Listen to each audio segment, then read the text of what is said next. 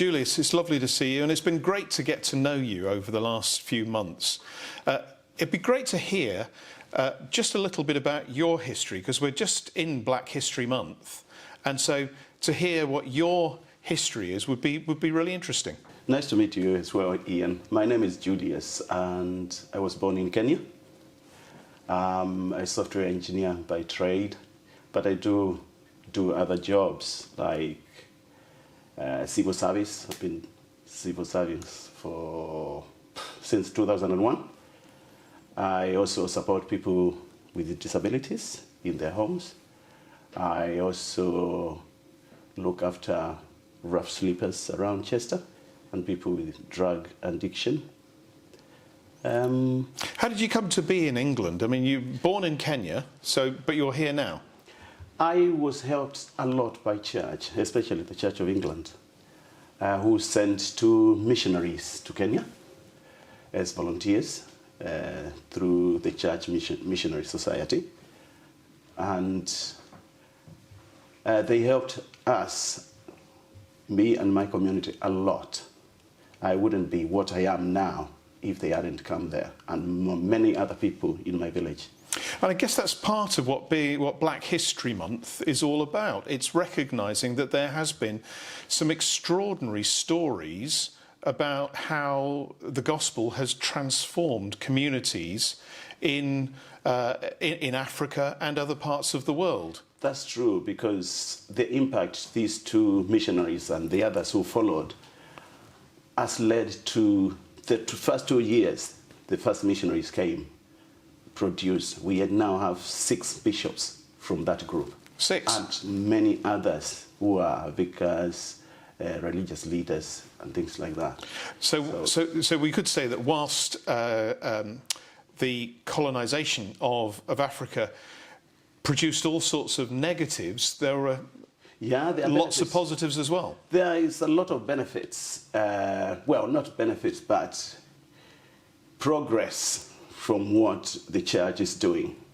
But colonization is a big issue in Africa, as you know. Yes. Because there's land, there's all sorts of things. And if you want to understand colonization properly, look at what Russia is doing in Ukraine now. Quite right. Which is just a fraction.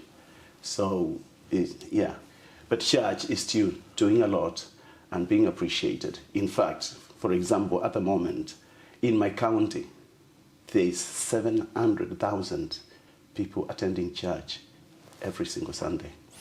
That's really interesting. So in a way, Black history is now, particularly in a country like Kenya, wrapped up with what is happening with the church. Is that correct? Church is a big source of progress, safety for every person.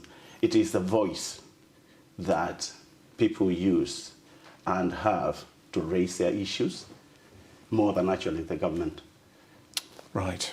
And we shouldn't forget that, should we? Because although we think of Black History Month as relating a lot to what's been happening in this country and indeed in the United States with the George Floyd all that happened, the Black Lives Matter campaign that followed George Floyd's death, actually there is a whole Black history story that mustn't be forgotten across Africa and Kenya, places like Kenya, where the church is playing a very significant role. Yes, there's a lot. But again, the other issues, be it slavery, be it colonization, they are always at the back of the mind, because the impact has been so deep. Because, like for me, I'll never see the graves of my great-grandparents, because they were turned over by the incoming people to feed the Western world in lack of materials. And colonization was using farm and command. Yes. And that included taking your land. So those things are always at the back of your mind. And it would have been nice if those who did those things to the communities could come across and say, we are sorry, it's not us, but we are sorry this happened to you. Not necessarily retribution, but sorry would be very helpful to people and would lead to people to believe that yes, people realize what they did or their grandparents did was wrong. And Yes. the governments to come along and say as well, not just the church, we are sorry for this. And we will do something. Because when something like George Floyd or the recent killing of a black boy by the police, Yes. who didn't have any weapons, that comes as a reminder that there's still racism, they're still looking down upon others, and it's not good for church, for any government, or our society. We are brothers. Indeed. Well, let's hope that that message, that call for a recognition of all that's gone on in the past will be heard. Can I perhaps move you on? Because you're obviously playing a very significant role in the diocese. I know we sit together on the Race and Ethnicity Forum. We sit together on the Outreach Committee.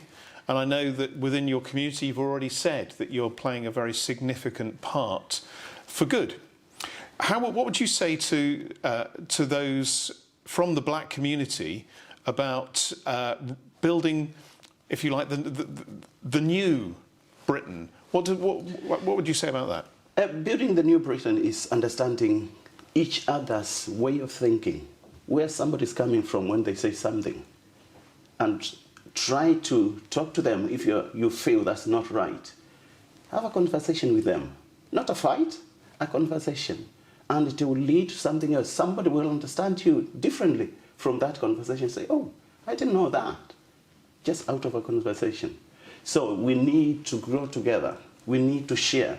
Of course, if somebody comes to your place, you look at them different because you don't know them. You don't know what they like. You don't know what they use, those things. And we have that cohesion and come together for the common good. Yes. And what part do you think your faith plays for you in that? My faith is very deep. I've had a lot of experiences. I wish I could talk to the Bishop of Winchester, because he's the gentleman who came to my village and who really made us grow into Christian faith with his colleague.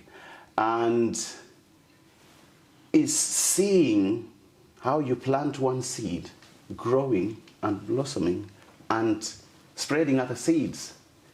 And that's, for me, what faith is. Don't assume this person knows what you are trying to say or what you mean. Talk to them, and they will talk to someone else, and they will grow. Julius, it's been a delight to talk to you. Thank you so much for all that you contribute to life in the Diocese of Chester. May you be blessed yourself in all that you do. Thank you, Ian, for welcoming me into the committees, and I'll continue doing as much as I can within the diocese and help to serve the people as they deserve.